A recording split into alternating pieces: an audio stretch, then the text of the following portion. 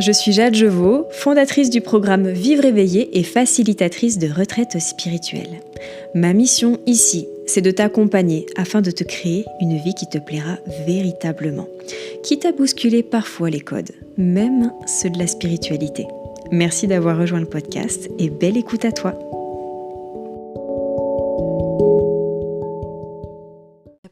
Ghislaine Duboc, qui est, qui est donc auteure, conférencière et formatrice, je crois comprendre sexologue de formation. Et il y a spécifiquement un aspect, moi, qui m'intéressait beaucoup de venir creuser aujourd'hui, c'est du coup les connaissances du coup que vous avez à ce sujet sur le chamanisme en lien avec la sexualité. Mais peut-être qu'avant de plonger dans le sujet, je vous laisse vous présenter par vous-même parce que ça sera plus riche que moi. J'aime pas me présenter parce que la présentation, je le répète et le répéterai jamais assez, la présentation occidentale, c'est qu'est-ce que tu fais, oui. Qu'est-ce que tu produis, qu'est-ce que tu travailles. Or, ce que l'on est, c'est pas du tout la même chose que ce que l'on fait. Ça en fait partie, mais l'être est global et puis il change, il se transforme. Je sais pas si j'interroge un verre à soie, supposons, je lui dis qu'est-ce que tu fais. Bon, ben quand il est fait, les verres, il marche, mais un peu plus tard, je l'appelle et je lui dis alors présente-toi, mais il est papillon, alors comment il fait pour se présenter? C'est difficile, j'ai été un ver, maintenant je suis un papillon, enfin bref, on s'en sort plus. Donc ce que je fais, c'est que j'aime communiquer. L'apprentissage d'une vie qui était dynamique, bouleversante, comme toutes les vies de chacun, mais qui m'a initiée à des regards croisés de civilisations différentes et la pratique de milliers d'heures d'écoute pendant plus de 30 ans et aujourd'hui avec les groupes et les initiations me permet d'avoir acquis l'humilité, je crois, nécessaire pour aimer le monde. Voilà. Merci beaucoup. Ça ressemble quand même à une présentation où il y a un peu d'être. Donc, lorsqu'on a discuté pour fixer ce rendez-vous, j'ai compris du coup qu'il y avait eu tout un passage et qui continue avec une teinte différente d'accompagnement de l'humain dans ses difficultés. Qu'est-ce qui a fait que vous êtes orienté sur, entre autres, le couple? Parce que du coup, il y a un programme qui est en duo avec une autre personne sur le couple dans toutes ses saisons de vie. Et cet aspect, du coup, sexologue, alors je ne sais pas si c'est sexologue, sexothérapeute, je ne sais pas quel est le titre le plus juste, mais qu'est-ce qui a mené à cet endroit-là, entre autres? Parce que le rapport sexuel, c'est celui qui a été le plus codifié très tôt. Et c'est un endroit où on touche l'angoisse aussi de mort et de la jouissance. Et notre société doit conditionner les individus dans un éternel désir avec une peur constante de jouir. Une fois que j'obtiens ce que je désire, qu'est-ce que je fais après? Mais sexuellement, cet apprentissage de la jouissance et qui flirte avec la mort, parce que normalement c'est une transe, on a quitté la transe pour en faire une danse. Et ça m'a intéressée parce que l'amour, l'acte sexuel amoureux, de cette danse de l'amour de la vie, on est un à deux. Dans cette danse, eh bien, il y a les éléments essentiels qui sont le début et la transformation d'une vie. On apprivoise l'angoisse de mort parce qu'on lâche. L'orgasme est un oui à on ne sait pas quoi, mais c'est un oui total qui permet de flirter avec cette disparition de soi sans peur. C'est pour ça qu'on a codifié ça, parce que quelque part, en créant juste une danse où l'esthétique est primordiale et où la transe disparaît, eh bien, on crée des êtres fermés et des rapports sexuels qui sont des pièces de théâtre qui sont intéressants, ça n'a rien à voir, mais qui n'ont pas la profondeur de l'initiation à la vie, à la mort. C'est l'amour, la mort. Et moi, j'adore ça. Voilà. Est-ce que... j'aperçois, mais j'aimerais bien mieux comprendre pourquoi... quelle est la différence que vous mettez du coup sous... ok, maintenant on est sur une danse, donc je comprends que c'est un peu plus joué, c'est plus esthétisé et que c'est moins en rapport avec notre être profond. Je pense qu'il y a plus de lâcher et une connexion à l'univers avec la transe, mais j'aimerais mieux comprendre et puis mieux sentir du coup la différence que vous mettez là-dessus. Pendant des années, par exemple, peut-être 200-300 ans à peu près, on a codifié le rapport sexuel essentiellement pour la procréation. Donc c'était un acte productif. Et il ne fallait pas que ce soit un acte jouissif. Ce qui veut dire que, par exemple, quand une femme avait, supposons, prenait plaisir, hein, ça pouvait arriver quand même, qu'elle pouvait avoir un plaisir qui s'éveille, eh bien, il ne fallait pas le montrer parce qu'elle était une salope. La religion interdisait cela. Et le mari se retrouvait avec une salope. Les filles de joie, et c'est quand même un terme assez extraordinaire, c'était celles qui avaient le droit de crier, de s'exprimer, mais on les payait et ce n'étaient pas des femmes convenables. Donc, la femme devait être fermée, mais l'homme devait aller dans un rapport sexuel avec un cadavre, pratiquement. On avait des chemises de nuit avec un trou pour entrer. Dans certains endroits, on t'arrêtait jusque-là. Et je parle de religion chrétienne. Hein. Donc, l'acte sexuel, c'était un acte reproductif. Et quand les gens n'arrivaient pas à avoir des enfants, ils devaient se séparer parce que dans ces cas-là, ils rentraient dans la luxure. C'est intéressant. Qu'est-ce qui reste de ça, de cette époque? Eh bien, même si les femmes ont évolué, même si mon époque a été pour la libération, franchement, il y a un conditionnement qui a traversé l'époque, c'est que souvent, le désir de la femme est lié, quand l'homme la désire, elles ont droit à leur désir. Toute seule, je prends, je sais pas, mon compagnon ou ma compagne, enfin mon compagnon, restons dans un schéma hétéro, mon compagnon est en train de faire la vaisselle, j'ai tout d'un coup envie de lui, je lui saute dessus, c'est quelque chose qui est troublant. Parce que ça peut être troublant pour l'homme, parce que tout d'un coup, il ne comprend pas. Et ça peut être troublant pour la femme, parce qu'elle se comporte d'une façon où elle affirme son désir sans avoir vérifié le désir de l'homme. Donc ce déclencheur, il ne restait pas pour tout le monde, mais pour un grand nombre. Donc comme quoi, le conditionnement peut durer à travers des générations. Et ce contrôle qui appartient autant à l'homme qu'à la femme, c'est ça qu'il faut voir. C'est que un homme qui doit faire l'amour à une femme qui ne peut pas avoir l'expression de son désir, il faut voir, il rentre dans un schéma pour assouvir cet acte de possession. Et on est souvent dans un schéma violent. C'est pour ça que quand aujourd'hui on parle à nouveau du couple, il faut parler aussi du conditionnement de l'homme et pas rester juste sur le conditionnement de la femme. C'est important de pouvoir associer les deux qui ont fait un voyage difficile. Mais le thème, c'était reproduction. Ou alors on rentre dans luxure. Alors que le schéma naturel est la transe. Pourquoi? Parce que je ne sais pas pourquoi j'ai envie de cette personne. Si j'étais dans mon corps, vraiment, si je suis sensible, par exemple, dans le couple, quand ça ne va pas, si je m'écoute vraiment, j'ai pas envie de faire l'amour. Je suis fermée.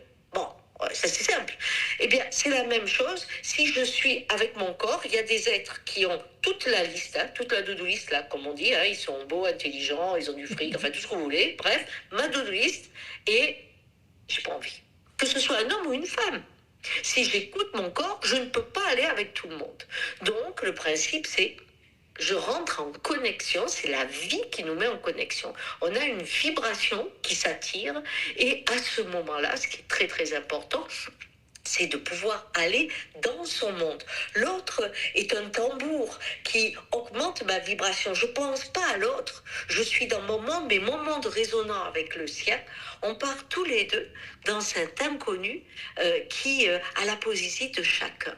Et c'est ça qui est très très différent parce que aujourd'hui on raconte des histoires et on a quand même l'écran qui nous fait passer dans une autre dimension sexuelle où aujourd'hui à travers un écran je peux arriver à me faire jouir, je peux dire à l'autre faire ça, je peux avoir même des sensations hein, puisque on a des appareils où quand j'embrasse quelqu'un l'autre le sent aussi de là où il est, donc on peut téléguider par exemple un godemiché. On est quand même arrivé à des choses qui sont très technologiques comme le monde que l'on a et à prendre du plaisir pas de domination, mais d'un pouvoir qui permet d'avoir cette illusion d'avoir un rapport sexuel puissant. Sauf que quand les personnes, des fois au bout de 8 mois, 1 an, qui sont, parce qu'elles habitent loin, se retrouvent, eh bien souvent le problème c'est que dans le lit, il n'y a pas d'envie.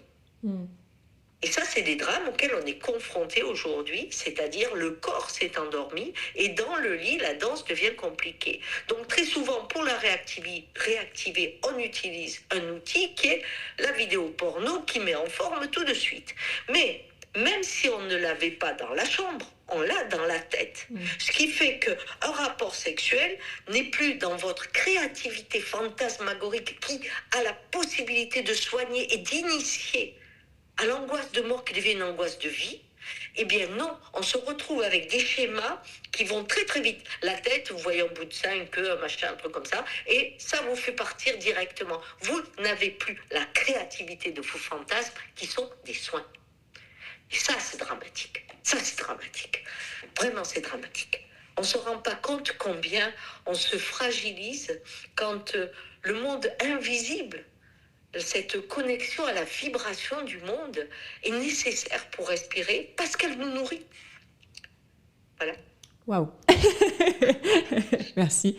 Et du coup, cette angoisse de mort, elle est présente de quelle façon dans la sexualité? C'est un abandon de soi, donc une espèce de perte du coup de l'ego, parce qu'on va sur un territoire qui est entre autres celui de l'autre, mais qui est un mélange de nous deux. Où est-ce qu'elle est l'angoisse de mort du coup dans cette transe sexuelle?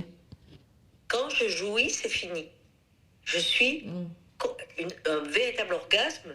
J'ai envie de dormir. J'ai pas envie de repartir tout de suite sur le vélo. J'ai envie de relâcher.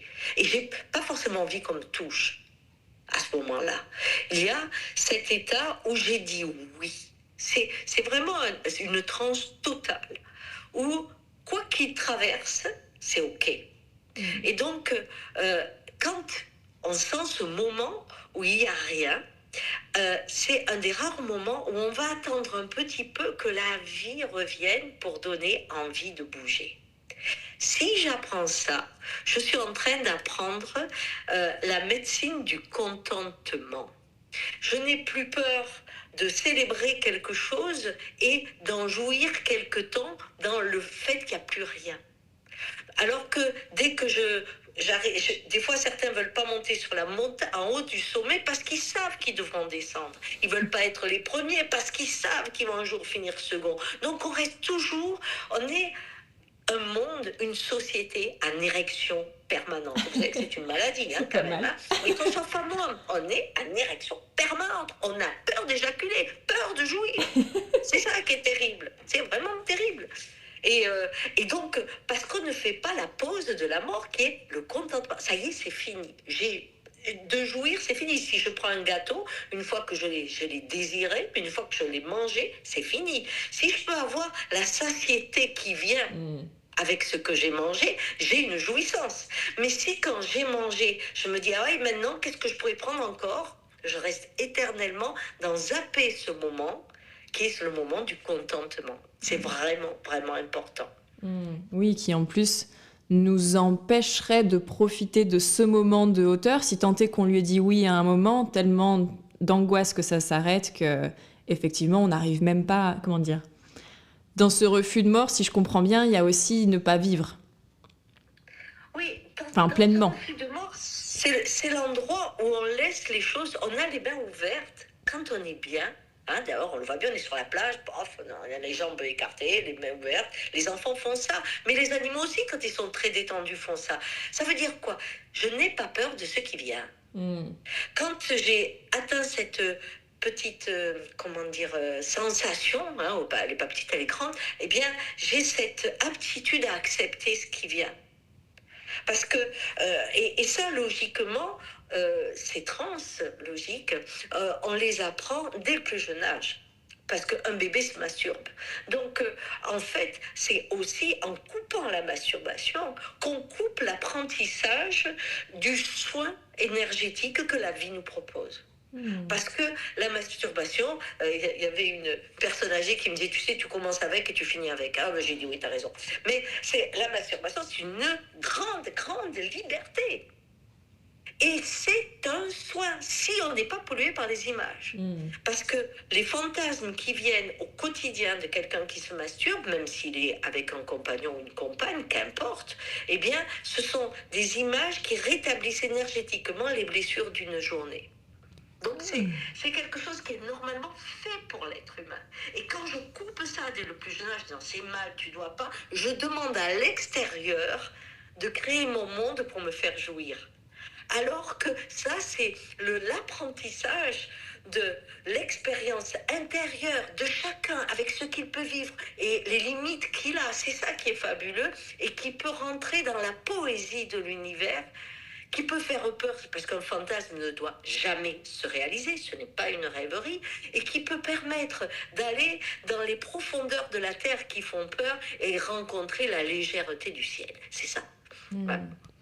Pour moi, les fantasmes, c'est intéressant parce que j'avais pas cette vision-là. Et pour moi, un fantasme, disons une projection mentale qu'on pourrait se faire pour, comme support à la masturbation, serait quelque chose justement de mental.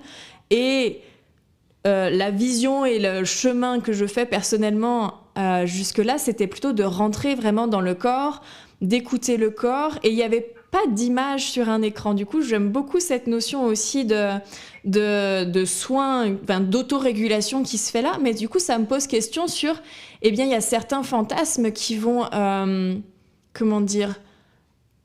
qui vont pas forcément répondre à un soin. J'essaie de trouver un exemple pour être plus concrète. Dernièrement, j'ai une cliente qui me disait, mais en fait, moi, j'aime le gros macho, riche, je vois la grosse montre, la Rolex, mais tout ce que j'aime pas.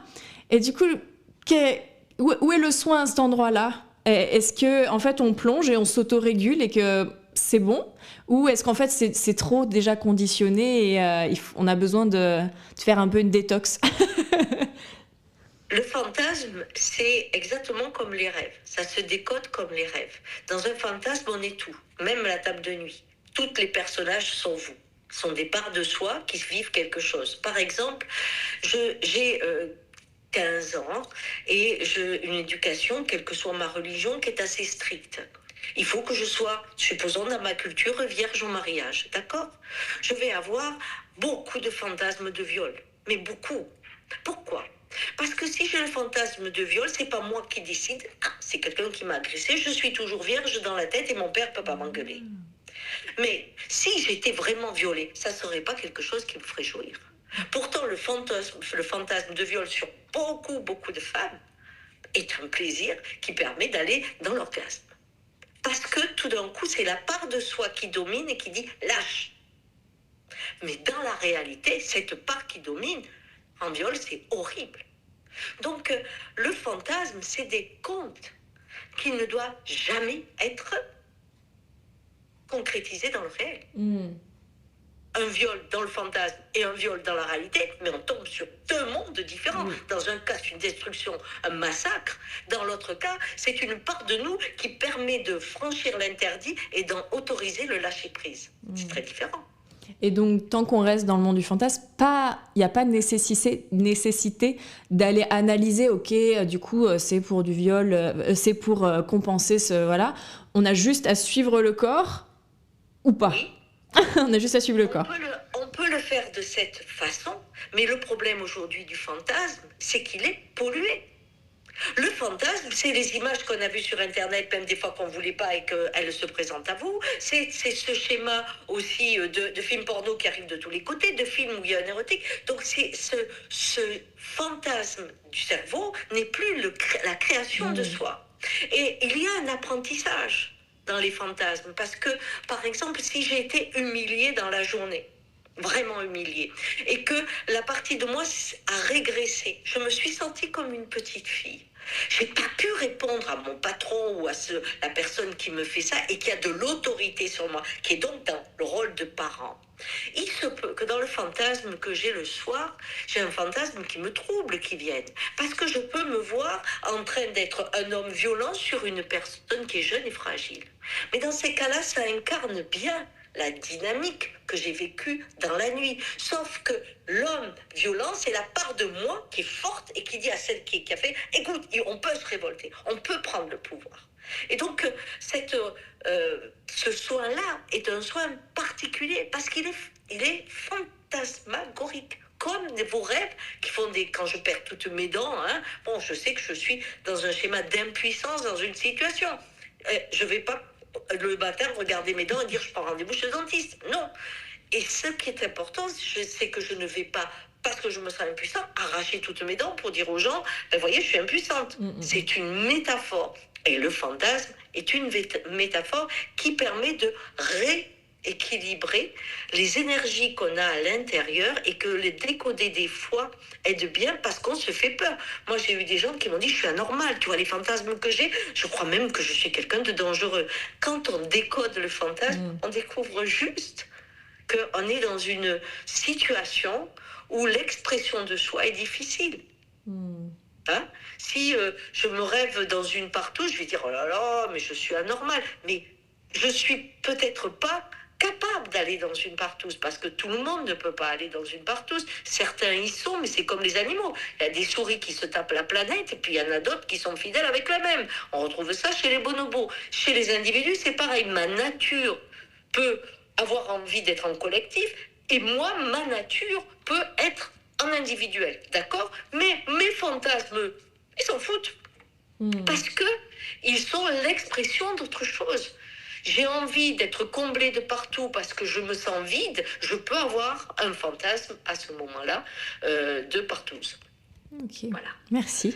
Et justement, alors, moi, j'accompagne les femmes sur la sexualité, mais beaucoup sur l'aspect traumatique. Et du coup, pour le coup, il y en a qui ont vécu des abus. Et moi, ma façon de les ramener, ça va être de soigner ce trauma et tout ça, mais forcément, la libido, elle est pas au top. Et une fois qu'on arrive à relativement réparer le traumatisme pour pouvoir reconnecter avec quelqu'un, c'est très dur, de ce que j'observe, de lâcher vraiment le contrôle. Et du coup, en vous écoutant, je me dis d'accéder à cette transe qui est aussi un soin. Et quel serait le passage, d'après vous, pour des personnes qui ont un vécu qui va être beaucoup plus lourd? Quand on a été violé, on reprend un cas assez classique, au moment du viol, il y a une façon de sortir du viol, c'est de laisser son corps et l'esprit s'en va. On sort du corps. Donc, on peut faire un travail verbalisé, arriver petit à petit à comprendre qu'on n'est pas la personne qui a fauté et que le violeur est venu parce qu'on avait envoyé des signaux, je sais pas, cachés. Bref, on fait tout ce travail. N'empêche que la personne, son corps toujours ne passe pas. Ou alors, il passe dans des situations d'objets. Parce qu'il y en a qui, en étant objet, peuvent aller dans la prostitution ou peuvent aller dans un excès de rapport sexuel pour dire on ne peut pas me toucher. Je les appelle les intouchables.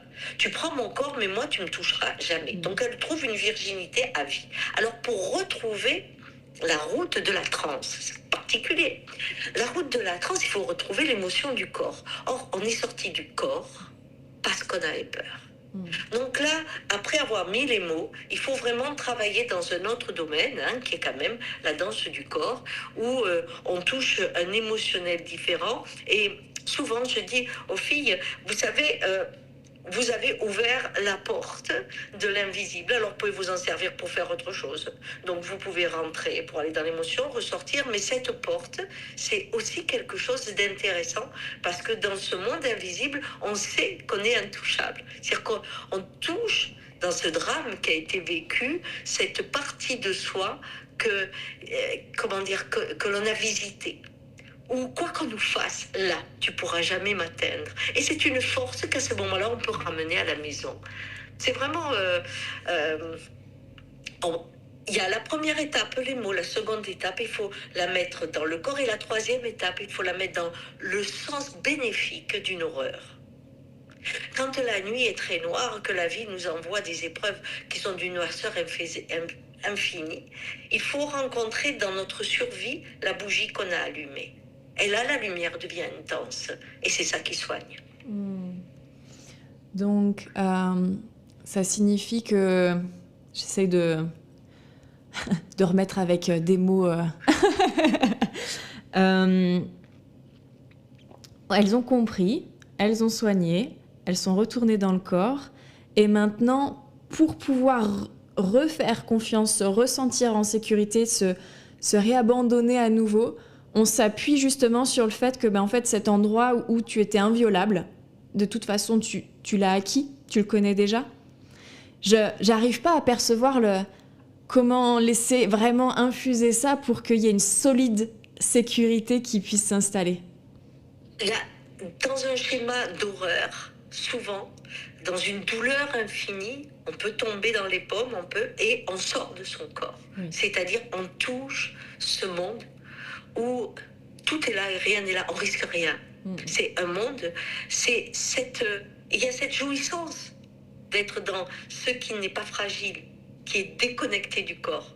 Et donc, c'est réapprendre à apprivoiser le corps, mais à savoir que là, cette ouverture qui s'est faite dans la violence et la douleur infinie, eh bien, nous a donné aussi un chemin qui est peuplé d'une autre certitude. C'est qu'on est de l'énergie. Et ça, c'est énorme. Et on peut l'avoir dans des schémas très différents du viol. Hein. On peut l'avoir dans un schéma de douleur ou de peur énorme. Hein, où on a quelqu'un qui vous met un pétard sur la tête et où on sort. Bien sûr que le traumatisme sera là, mais il y a eu l'expérience qui a fait qu'on a arrêté l'énergie pour que l'autre ne tire pas.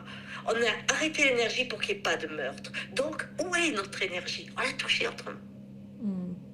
Et ça, c'est autre chose.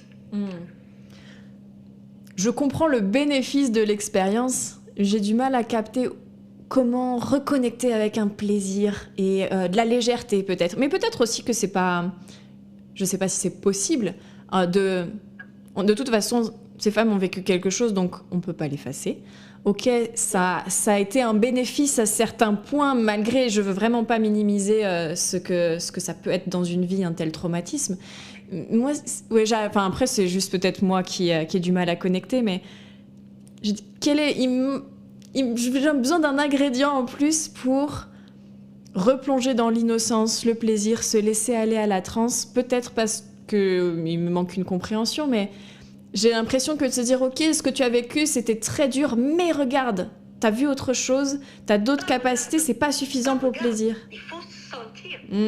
Souvent, j'ai eu des femmes qui après étaient en addiction au sexe. Mais elles n'étaient pas addiction au sexe, elles étaient à l'addiction d'être intouchables. Ok. Ce qui est très différent parce que c'est une sensation agréable de sortir du corps. Mais oui. vraiment. Oui. C'est ça qui est assez étonnant. Et donc, retrouver du plaisir dans le corps, c'est une transe différente. Ok. Et souvent, cette transe du corps amène à l'invisible aussi. Mais là, on ne saute pas une étape. On repasse par le corps pour aller à l'invisible. Ok. Et la réouverture d'un corps est très compliquée. Mais surtout, c'est que notre conditionnement fait tout pour le fermer, ce corps. Alors, comment le réouvrir? Oui, déjà, sans trauma, c'est déjà tout un chemin.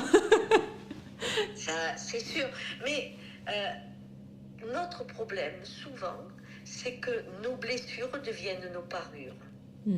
Et qu'on devient celle qui a été agressée, ou celui qui a été agressé, ou celle qui a été violée, ou celui qui a été violé. Et on ne sait plus comment faire sans celui-là.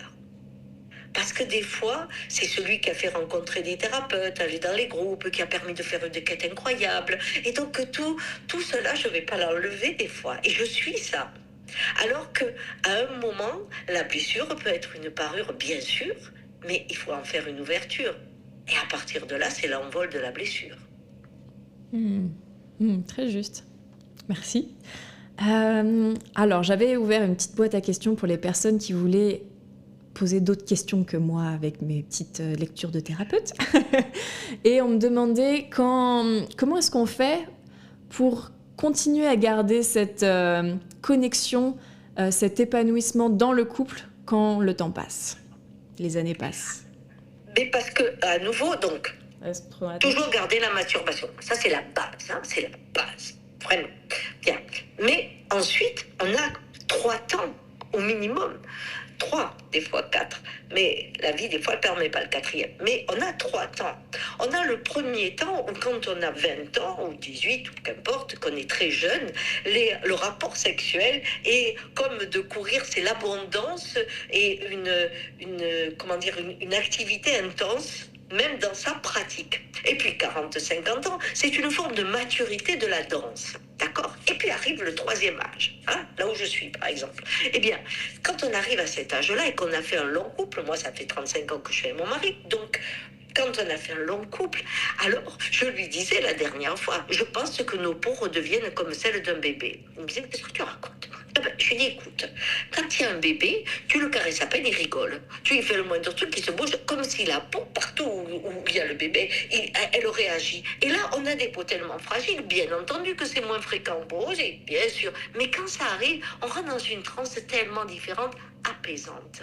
Vous voyez, le reste, c'est le feu d'artifice quand on commence. Après, c'est la grande profondeur. Et là, c'est l'apaisement quand on fait la danse. Il arrivera peut-être un moment où simplement de s'effleurer ou de se respirer nous amènerons à un orgasme différent. Mais la sexualité évolue. Si je veux garder l'intensité de mes 20 ans, je vais avoir beaucoup de mal parce que je ne trouverai pas les autres chemins de traverse qui me permettent d'apprécier autrement la transe qui m'amène ailleurs. Donc il y a du temps. Oui, et ça me fait penser à cette mécompréhension des différents temps de la vie amène du coup le Viagra, toutes ces choses où on s'accroche, on essaye de garder l'option des 20 ans. Oui, et puis on peut avoir une sexualité qui évolue selon les drames ou les bonheurs d'une vie. Certains dans la peur ont besoin d'un rapport sexuel très fort. On fait par exemple, je vais dire, ça va pas plaire. Mais supposons que je fais de la politique ou que je suis dans un schéma extrêmement qui me demande d'être dans le contrôle tout le temps, dans la vigilance tout le temps. Si j'ai une carrière qui a bien monté là-dessus, il y a des grandes chances que ma sexualité va avoir des problèmes à la maison. Pourquoi? Parce que pour pouvoir lâcher prise, il me faut être dans... Qu'on me force un petit peu. Même, c'est pour ça qu'on voit que des fois, dans les films, les hommes politiques ont des... On dit, bon, attends, il se prend pour un gamin, il se fait fouetter, c'est quoi cette histoire? Mais c'est qu'ils n'arrivent pas à déconnecter, que ce soit un homme ou une femme qui est dans une intensité professionnelle. Quand il rentre à la maison, il est toujours tendu. Donc, s'ouvrir devient compliqué et on demande aux partenaires de changer la pratique pour pouvoir permettre de lâcher. Mais certains ne peuvent pas le faire. Et donc là, le couple va se retrouver en difficulté dans cette sexualité-là. Et des fois, la séparation va venir parce qu'on n'a pas un couple en 35 ans. On a 7, 8, 9 couples, puisque la vie nous sculpte et nous transforme à chaque instant. Et les challenges de la vie, les épreuves d'une vie nous amènent à changer de route, à se transformer et à se réchoisir. On se rechoisit, on s'aime à nouveau. Si on veut garder un couple qui dure toute une vie, ça n'existe pas. C'est des couples qui marchent toute une vie. En vous écoutant, j'ai l'impression que, en fait, quel que soit notre fonctionnement, enfin, ça me semble aussi être logique, il vient répondre à quelque chose et qu'on n'a pas à le juger. Et ça me questionne sur, je sais pas, il y a des pratiques qui vont être très extrêmes. Alors après, voilà, libre à la personne en face d'accepter ou non. Mais du coup, comment dire? Ma question, ça serait, si on se voit dans quelque chose d'extrême, est-ce que on a juste à se laisser faire et à quelque part, il y a une autorégulation qui se fait comme avec les fantasmes? Ou est-ce que c'est censé nous alerter de « Ok, en fait, je suis en train de trop pousser dans mon travail, il y a quelque chose d'extérieur qui ne me convient plus, qui me demande du coup cette compensation trop intense ?» Comment est-ce que c'est à voir? Est-ce que c'est « je ne me juge pas, ça s'autorégule et je vis ma vie et j'arrête de me masturber les neurones en analysant dans tous les sens » ou « Ah, en fait, c'est en train de noter je suis en train de me désaligner ou je ne vais pas à un endroit qui est bon pour moi parce que du coup, j'ai besoin de cette forte intensité-là. » Le rapport sexuel, même les masturbations sexuelles sont différentes selon ce que l'on vit. Et la danse que l'on va avoir sera autre. Si je prends une danse, quand je suis dans le désespoir et que je vais sur la piste de danse, il y a des grandes chances que je m'agite très très fort. Si je suis dans une danse collective où on est en train d'exprimer la joie, on va faire un pas commun et on va le pousser à l'extrême. On va faire ça très naturellement. C'est la même chose. C'est-à-dire, si pour moi ma carrière est importante, je suis obligée de me blinder. Quand vous voyez ce que reçoivent tous ces gens qui sont des personnes publiques, on se dit comment ils font. Moi, on me fait 2 critiques et déjà je suis sous la toile. Donc il y a un problème. Mais pour ça, j'ai été obligée de me blinder. Or, le rapport sexuel, c'est l'endroit où l'individu s'ouvre pour rencontrer sa part invisible, pour aller dans cette explosion de soi. C'est ça qui est difficile, c'est qu'il faut être très ouvert. Et donc, cette ouverture, si pour survivre, je suis fermée, je ne peux pas la faire. Alors, je fais ce qui me paraît acceptable pour me détendre un minimum. Et c'est pour ça que je vais rentrer dans des choses qui sont perturbantes pour quelqu'un qui a la joie de le vivre autrement. Mais on prend les vacances. Combien on peut vérifier qu'au bout de quelques jours de vacances, on ne fait pas l'amour de la même façon que quand on est au milieu de l'année. Bien. Qu'est-ce qui s'est passé? On a beaucoup plus parlé, on a marché, il y avait moins d'agression, il y avait d'agression du travail, etc. Ce qui fait que petit à petit, on était prêt à s'ouvrir. Et je ne peux pas critiquer quelqu'un qui fait le choix de dire « moi je vais être un soldat, donc je ne vais pas m'ouvrir ». Et quand je vais avoir besoin, parce que mon corps a besoin énergétiquement d'évacuer et d'aller dans une vibration, eh ben je vais aller dans une vibration qui des fois est très violente. C'est le choix d'être soldat. Oui, très juste. Justement, il y a une des personnes, j'essaie de retrouver sa question, qui me demandait de vous demander comment se laisser pénétrer par l'autre dans son âme, son cœur, son corps et son esprit. Sur le rapport sexuel, si on met l'autre, on est dissocié. Si je pense que je fais du bien à l'autre, je suis dissocié parce que je pense. Bien. Si je suis dans la sensation, si quand je caresse une main, supposons, je caresse une main, pour pas dire autre chose, je caresse une main, ok? Si je suis dans la vérification du pouvoir de ma main, je vais avoir un plaisir qui est le plaisir du pouvoir. Je suis arrivé à te faire jouir. Connerie, parce qu'on ne peut pas faire jouir quelqu'un. Un ostéopathe, il ne peut pas vous manipuler si vous ne vous détendez pas. Donc, cette idée, je t'ai fait jouir, c'est un truc de l'ego, ça n'a rien à voir avec la réalité. Mais ça fait plaisir de croire ça. Donc, j'ai pris mon temps, je t'ai fait jouir, après, je viens à moi. Alors là, c'est le pire des schémas. Non, je sens quelque chose et je le ressens. Qu'est-ce que ça me fait? Je caresse l'autre et la sensation que j'ai dans la caresse, je peux avoir envie de taper fort, je peux avoir envie de caresser fort, mais de moi sur moi. Et c'est ça la transe, c'est qu'on n'est pas dans la dissociation pour prendre du pouvoir sur l'autre en le faisant jouir, on est dans la révélation que le corps et la vibration de l'autre agitent en moi. Quand je le touche, qu'est-ce que ça me fait? Quelle est la part de moi qui respire, qui a envie de bouger? C'est ça qui est très important. Donc, quand je dis on est seul à deux, c'est que l'autre est un prolongement de moi. Et on a quand on fait l'amour, on fait chacun l'amour différemment. Mais l'autre n'a pas de pouvoir sur moi. Par contre, la danse de nos corps révèle un film qu'on n'imaginait pas. Quand on fait, par exemple, on va dans un chœur et qu'on chante, je ne m'occupe pas de savoir comment chantent les autres. Par contre, le son des autres me fait vibrer et je vais avoir une voix qui change complètement. Voilà, c'est pareil. Je ne dis pas, j'ai écouté comment tu chantais, alors je me suis associée. Mais si j'ai fait tout ça, c'est foutu. Je ne suis plus dans le coup. Mais je suis dans la pratique dans la pratique qu'on induit depuis des siècles à chaque individu. Et imaginons à une époque où les garçons, quand on a eu la libération, la femme enfin avait droit à un désir. Mais qu'est-ce qu'on met à l'homme? Une obligation de la faire jouir. On rentrait autrement dans le même cinéma. Enfin, je sais pas, je suis peut-être un peu excessive, mais... En tout cas, ça résonne bien avec ma façon de voir les choses. Alors bon, c'est peut-être deux excessives. Et du coup, donc, pour trouver cette connexion profonde des deux, avec mes mots, ça passe quand même par l'ouverture du cœur. Finalement, je vais profondément en moi et je laisse le corps faire avec cette alchimie et cette auto-intelligence, si je comprends bien.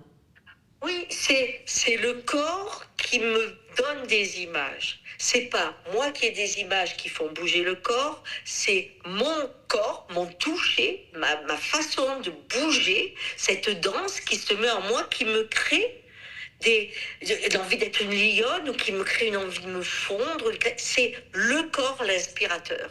Alors que ce qu'on fait, c'est la tête qui doit inspirer le corps. J'ai vu une image où la fille se tenait comme ça, tiens, ça m'excite, je vais faire pareil. C'est pas aussi clair que ça, mais c'est à peu près ça. Dans toute notre façon que ce soit dans l'acte sexuel ou ailleurs, on écrit une histoire, on va la vivre. Sauf que l'histoire, avec les empreintes des médias d'aujourd'hui, elles ne nous appartiennent plus. Comment on fait justement pour faire ce tri entre ces choses qui nous sont venues de l'extérieur, même comme vous disiez, les spams là, sur Internet, on n'a rien demandé, on voit des fesses, des pubs de lingerie et tout ça, et quelque chose qui pourrait quand même encore arriver de notre corps, de nous-mêmes, et puis, je sais pas, peut-être se ressembler, j'en sais rien. Comment on fait pour faire ce tri-là? Ou pour se reconnecter surtout au nôtre? Je crois que c'est vraiment déjà en prendre conscience. Ça, c'est la base. Et ensuite, commencer, quand le fantasme arrive, de reprendre la main. C'est-à-dire de sentir qu'est-ce que ça nous fait vraiment pour pouvoir l'écrire, comme quand on fait un livre. On devient aussi l'auteur. Et plus on va dans son corps, hein, il faut réouvrir le corps et les vibrations de plus en plus. C'est pour ça que déjà l'acte solitaire aide beaucoup à s'ouvrir. Hein, on dirait que je ne sais pas ce que je fais aujourd'hui, je fais la panacée du masturbation, mais bon, c'est ça qui vient. Mais c'est cet acte solitaire qui permet justement de voyager dans ce monde. Dans les caresses que l'on a, on peut être très très étonné. Et aujourd'hui, de plus en plus, on va mettre, par exemple, si on prend un godemiché, ça va beaucoup plus vite que le doigt.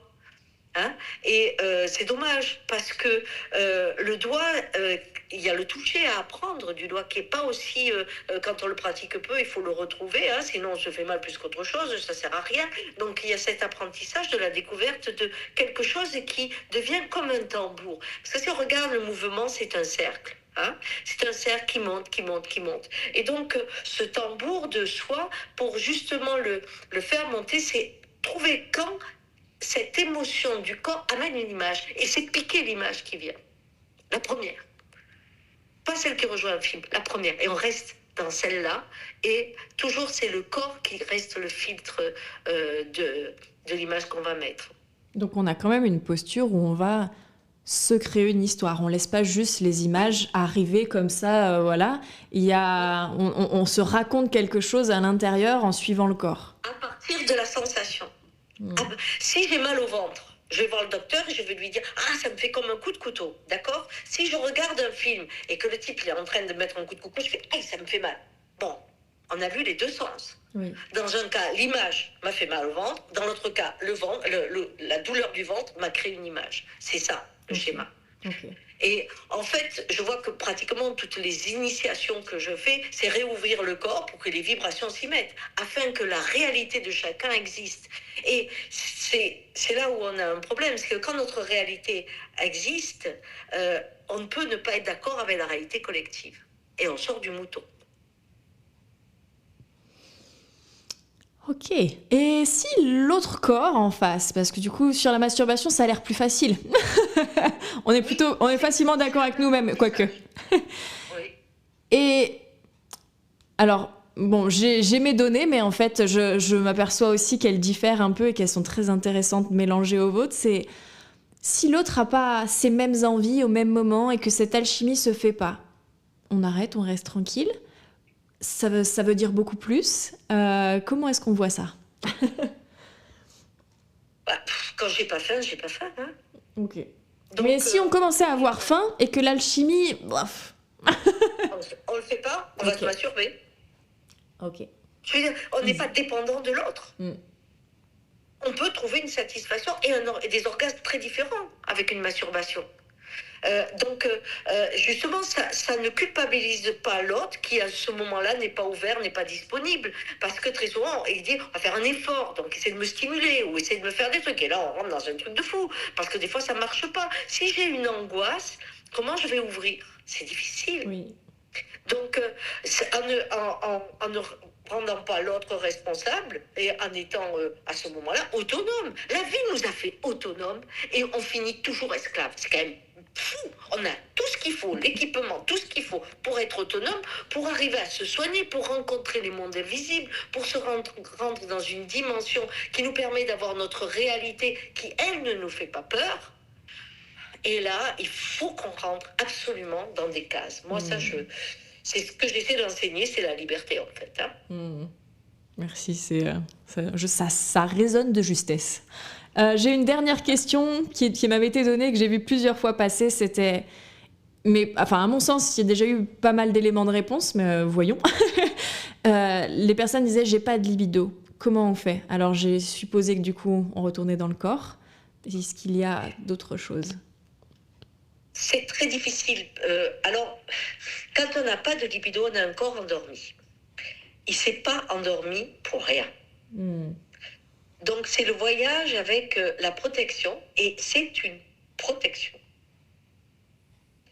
Ça devient une blessure parce que le cerveau dit « mais si je fais ça, par exemple, ma femme ou mon mari, ou on va me prendre pour un curé, ou je ne sais pas, tout ce qu'on peut avoir comme dans la culture, qui fait que cette absence de libido peut être mal vue, hein, et donc notre tête dit « je dois », mais des fois, on n'a pas de libido parce qu'on est en deuil de quelque chose. Et le deuil peut fermer la libido, parce qu'on est là où on ne devrait plus être. Et on ferme aussi la libido. C'est une manière de rester sans faire trop de mal. La libido, elle raconte une protection. Tant qu'on ne trouve pas comment mettre autre chose qu'une fermeture à ce que la vie propose de vivre, eh bien, la libido reste le moyen de ne pas souffrir, ou de souffrir un minimum. Je veux dire que quand les moines arrivent à perdre leur libido, eux, ils font la fête. Voilà. Mais on va avoir des femmes comme Thérèse de Lisieux, qui, quand elle parle de sa rencontre ou de sa communication avec le Christ, on a pratiquement un rapport sexuel décrit. Donc là, sa libido, elle est à fond les ballons. Bon, donc, qu'est-ce qui fait? Là, c'est des personnes seules. Certains vont se fermer parce qu'ils vont être contents d'avoir un contrôle absolu, que rien ne peut les déranger à part l'esprit qui devient pur à ce moment-là. Et puis il y en a d'autres, et souvent ce sont des femmes, qui passent par le corps pour rencontrer, au-delà de l'expression de la vie, la pureté de son énergie, qui est une énergie d'amour, bien sûr. Donc ça, c'est deux façons dont ma libido raconte quelque chose. Allons voir quoi. Et on ne peut pas l'enlever comme ça. On peut aller chez le sexologue en disant « j'ai plus de libido, vous pouvez faire quelque chose pour moi ?» Et au fond de moi, on dit « je la garde quand même, hein, parce que vraiment, ce qu'elle me sert. » Donc je peux y passer 10 ans. Hein. D'accord. Merci beaucoup pour toutes ces traversées. Merci beaucoup pour votre temps. Comment, pour les personnes du coup qui sont sur mon compte, comment est-ce qu'on vous retrouve? Comment est-ce qu'on peut travailler avec vous? Et puis, après, on aura terminé là-dessus. Alors, le travail que je fais, donc j'ai arrêté les consultations individuelles, hein, et donc aujourd'hui je fais des initiations en présentiel au cœur du Hérisson en Normandie, où il y a des constellations à ma façon, c'est des constellations chamaniques qui ont pas grand-chose à voir avec ce que vous connaissez, et puis des initiations, hein, qui sont la voie de l'Indien ou la prophétie de l'espoir, qui permettent de réouvrir, j'appelle rencontrer son Ève, hein, la part de Ève qui est en nous et qui permet de se réouvrir. On va devoir développer une intuition terrible et trouver sa tribu. Alors que nous sommes élevés dans une meute où un seul a la vision et on doit tous y adhérer. Plus j'ai peur, plus je cherche un chef de meute. Or, aujourd'hui, en même temps, il y a le goût de se rencontrer pour rencontrer sa tribu. Si je suis un dauphin, j'aime aller dans la mer et je m'en fous de ce qui se passe dans la forêt. Si je suis un loup, je suis dans la forêt et je m'en fous de ce qui se passe dans la mer. Donc, je retrouve mon territoire, mes limites, l'endroit où je dois être, et la nature que j'ai va être avec soit des personnes qui sont dans le collectif, d'autres des personnes qui sont dans le solitaire. Mais c'est ça, trouver sa tribu, c'est trouver sa particularité en soi, qui permet de créer une vibration où on n'a pas besoin de chercher, on trouve des êtres qui nous ressemblent. Et on en a besoin parce que la culture de la peur aujourd'hui, de la meute, amène à la violence et à la fermeture des corps. L'autre fait peur. On voit bien qu'avec le Covid, les gens se touchent plus pareil. Donc cette fermeture des corps, qui est aussi la fermeture des cœurs, eh bien, pour rouvrir et avoir l'intuition du vivant afin de protéger ce qui peut être sauvé dans cette traversée, a besoin de réveiller, hein, notre première terre, notre corps, notre sensibilité, et ne pas avoir peur. On n'a pas besoin de ça, et savoir qu'on est dépendant. Ah oui, parce que le schéma, c'est que c'est une dépendance acceptée. Si aujourd'hui on a peur, je ne vais pas être dépendant, dépendance affective, dépendance tout ça, mon Dieu, si je ne suis pas aimé, je crève. Si j'ai pas d'air, je crève. Si j'ai pas d'eau, je crève. Si j'ai pas de terre, je crève. Alors je suis dépendant. Mais alors au moins que je sois un dépendant heureux.